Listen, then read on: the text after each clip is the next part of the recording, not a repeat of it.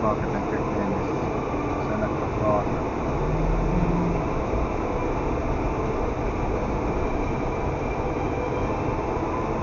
En ek 'n kassiere aan daai kant hê wat jy het wel. Steek nie altyd van af te staan.